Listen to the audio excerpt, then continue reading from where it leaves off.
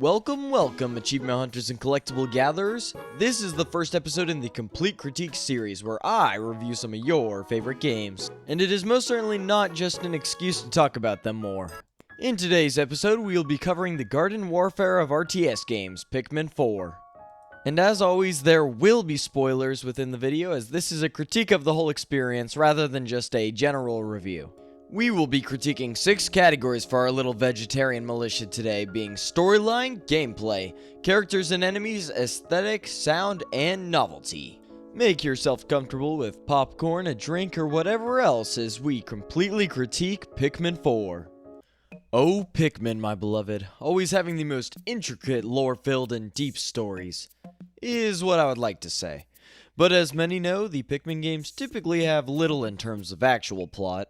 Yes, there may be dialogue, diary entries, or more subtle lore drops, but overall these stories in the games are incredibly simple. Pikmin 4 is no different, beginning in a similar fashion to the others, with a crash. Or 2, actually. Captain Olimar, finding himself in a precarious situation, calls for the rescue corps to get involved, who also proceed to crash. The game's plot is divided into 3 primary acts. The first goal for the player is to gather all your missing rescue corps members, with these being the rescue pup, comms operator, captain, scientist, solo mission ranger, doctor, and pilot. During this, you are also keeping an eye out for the missing Captain Olimar. After they have been recovered, the second act begins, searching for Olimar wholeheartedly. Again, this part of the story is simple as it just requires going to the new area and kidnapping the man after finding a safe combination. It is after this that the rescue corps and Olimar finally prepare for departure. The third and final act takes place after leaving the planet for the first time. As you are entering hyperspace, your rescue pup Ochi begins to feel ill. This forces the crew to return to the planet ASAP and find a cure for the poor pooch. Our mission changes to finding Nell, a veterinarian who might have a clue as to what's going on. Oh yeah, she also crashed on this planet. It is at this point that we realize Olimar's sometimes co-worker, sometimes menace, Louie, is also on the planet, and has kidnapped Nell and her team. After searching for and recovering Nell's crew, she informs us that we need DNA from a normal dog to cure our dog. This prompts the search for Louie, who has been seen taming dogs before, because he's a freak like that. In the end, we fight a primordial pup, obtain Louie and a collar with dog DNA, and cure Ochi. Finally, everyone is able to leave the planet without any lingering worries or regrets. A happy end to be sure. Did that story sound simplistic? A little too easy to follow? Well, good, because I basically just explained the whole plot. Sure, there are some more mysterious points, such as who the leaflings are, why I fought a literal dog, and how the hell Louie got back to the planet. But overall, there is not much left to ponder by the time the credits roll. To be honest, Pikmin has never been about the story for many. It is actually 90% the gameplay that makes it an amazing experience, and this installment is no different. Overall, for storyline, Pikmin 4 gets a 4 out of 10. Ah yes, gameplay. The core of the series. In Pikmin 4, you are a captain, but also a certified gardener. Your main source of exploration and combat are these little creatures, the Pikmin.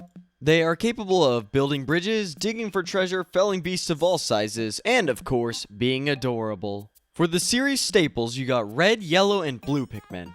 Red Pikmin are physically stronger and have fire immunity. Yellows are immune to electricity but can also be thrown way higher than other Pikmin, and blues can swim. And that's about it. Then there were also the 2 Pikmin introduced in the second installment, white and purple Pikmin.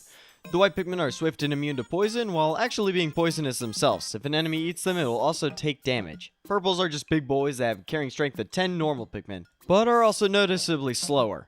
Additionally, they can stun enemies when dropped on them from above. Pikmin 3 introduced 2 more types, rock and winged Pikmin. Other than having names that aren't colors, these Pikmin are quite unique in other ways. Rock Pikmin can shatter glass, but are also immune to being crushed.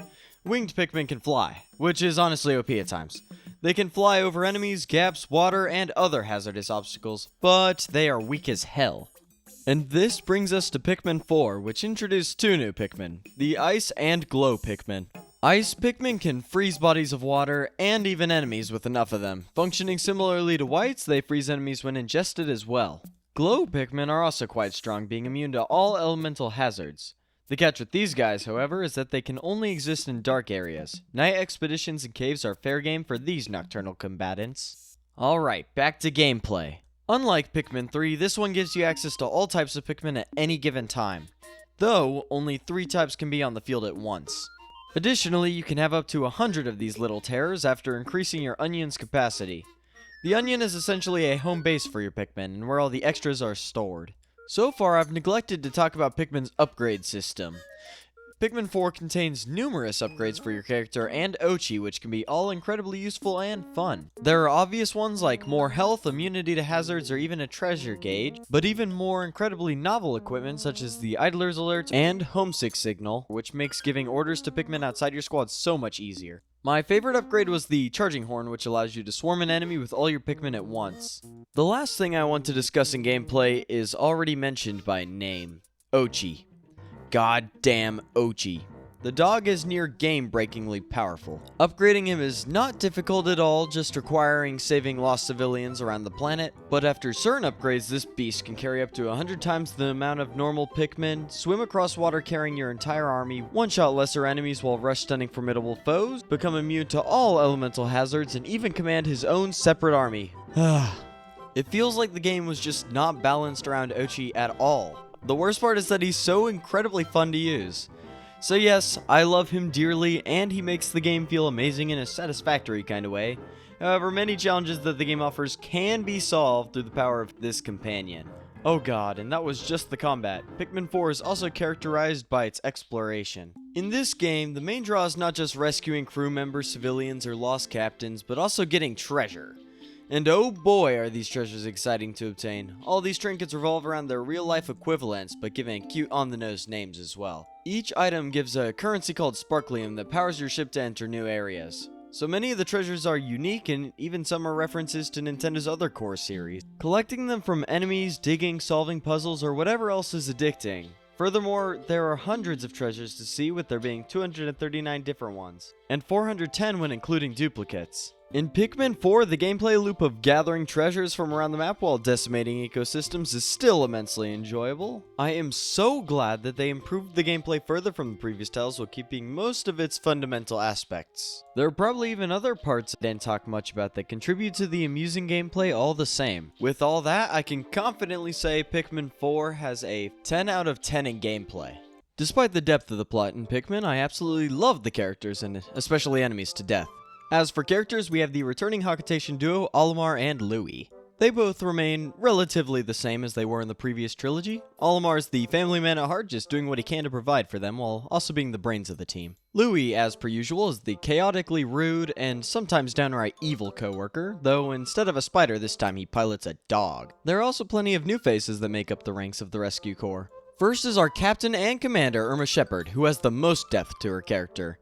Just like me for real, she has a great love for her fluffy companions as well. Shepard tries to come off as a commanding and dependable leader, but also has her moments of doubt. This is shown in her captain's journal, where she expresses anxiety about her role as captain. Interestingly enough, log number 5 characterizes her view on life and the importance of it, a contrast to Louie, who often disregards it. Along with Shepard is her rescue pup Ochi. He is a good boy, and very much loyal to her and the player. Yep, and that's about it.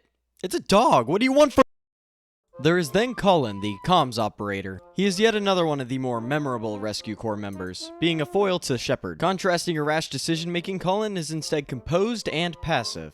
He works hard for the group and prides himself on his skills. Additionally, he's so chill like that he even hits the drip pose. Fuck yeah, Colin. The scientist Russ is next, and he is your stereotypical inventor nerd. He spends a lot of his time inventing incredibly practical gadgets for the player to use on the field. Aside from his physical contributions, however, Russ does not have much personality to offer. Next is the team's rude-toed ranger, Dingo. He is like the Louie of the Rescue Corps, though not evil, just short fuse. He is a big old dummy, but we love him for it. Dingo cares for the group, but outwardly refuses to show it. He is capable of owning up to his mistakes and is one of the more active ones in the group. There is also Yanni, the Rescue Corps' doctor. This guy is a psychopath! Disregarding the many times he sends me out on dangerous night expeditions, Yanni also has an experimental breeding program, and calls me New Blood. What's up with that? I even saw someone liken him to the medic from TF2, and I couldn't agree more. Lastly, there's our pilot, Bernard. Other than crashing the ship and getting his license revoked, Bernard also has a fun way of speaking.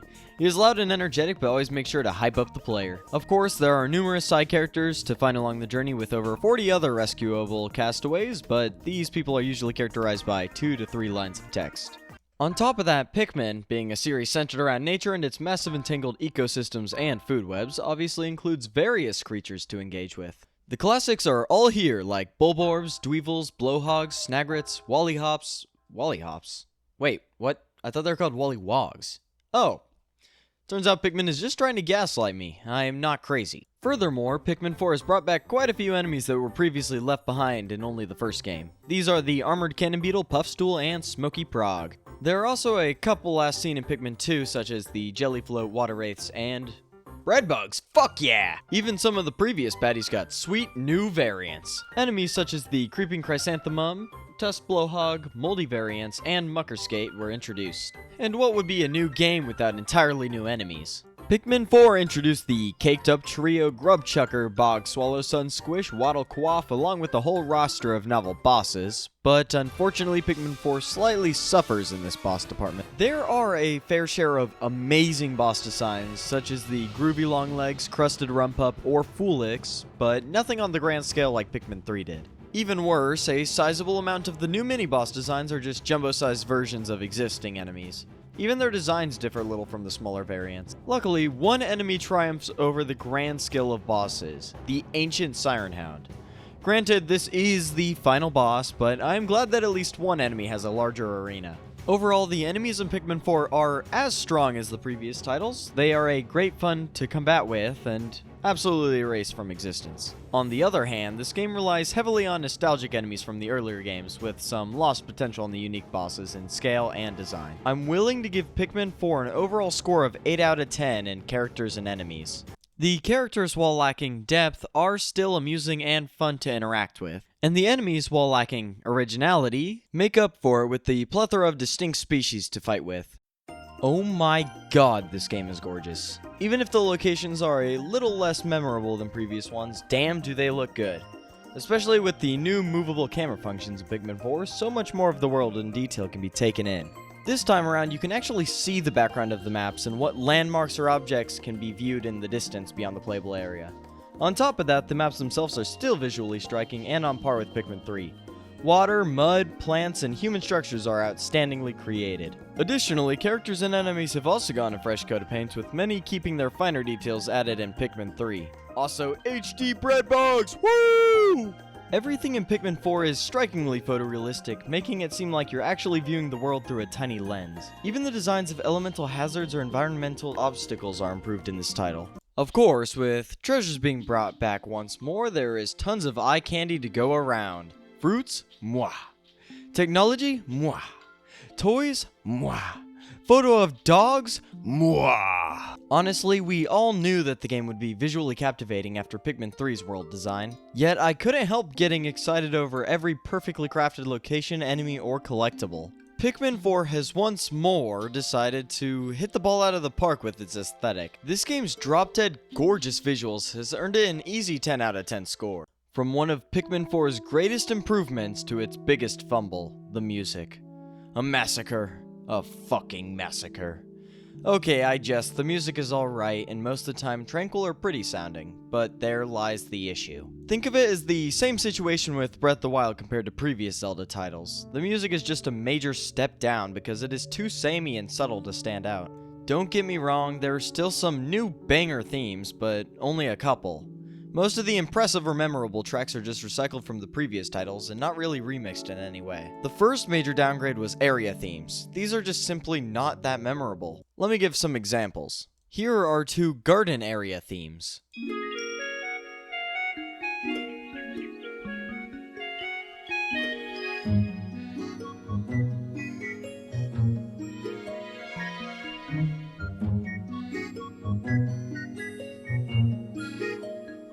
Versus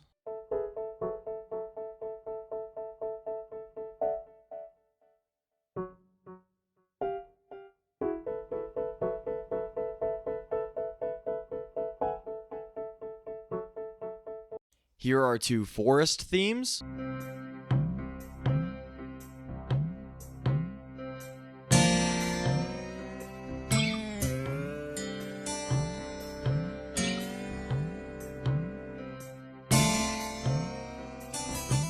Versus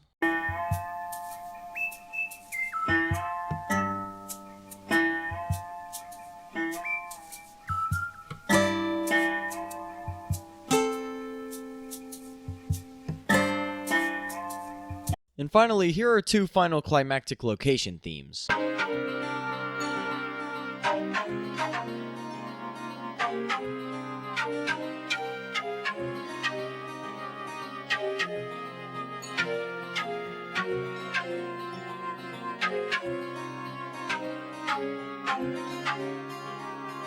Versus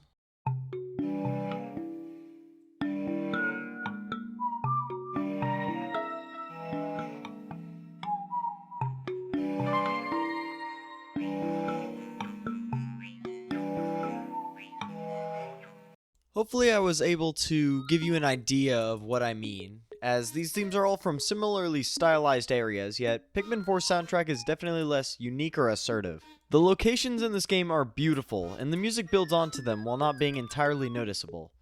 And it has its charms, but just not as exciting as the past games.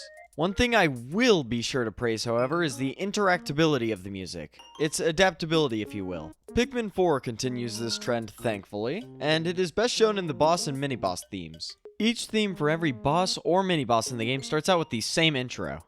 Mini-boss themes start out with this. Boss themes start out with this.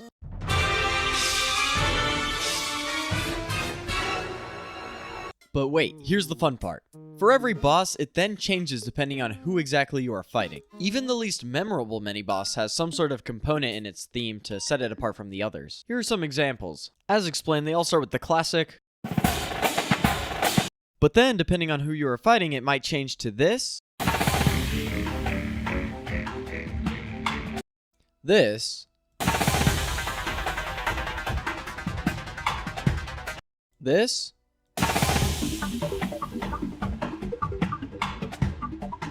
Heck, even the giant oversized Bulborb got his own theme. As showcased, they all begin the same, but then have a sort of flavor of sorts that differentiates them from any other enemy. Even many of the bosses follow this pattern as well. Again, they all begin with,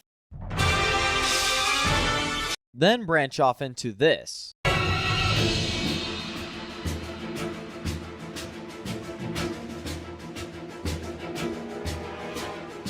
This.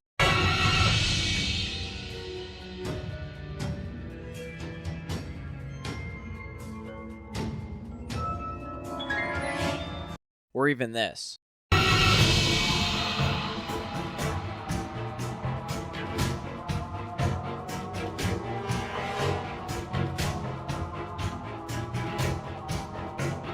As you could probably hear, many of the boss themes have a particular repetitive pattern that they follow after their first major introduction. They all have the same setup and delivery, but there are two major exceptions I can think of. The first one is the one, the only, the motherfucking groovy long legs, with its erratic and boisterous air horn theme.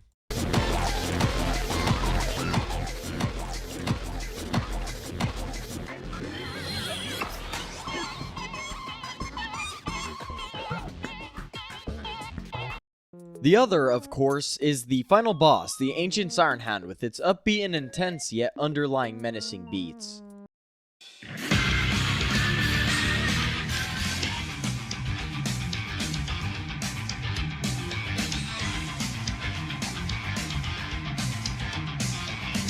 So generally in this game, area themes are done dirty, but enemy themes had much appreciated attention to detail, even if they were not too impressive. There were also many other themes for results at the end of the day, Dandori missions, or other miscellaneous activities.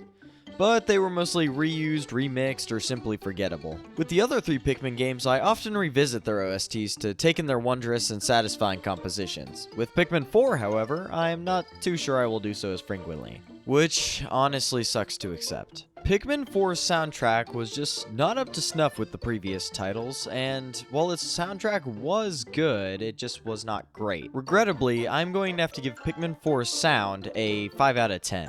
Alright, we finally made it to the category of novelty.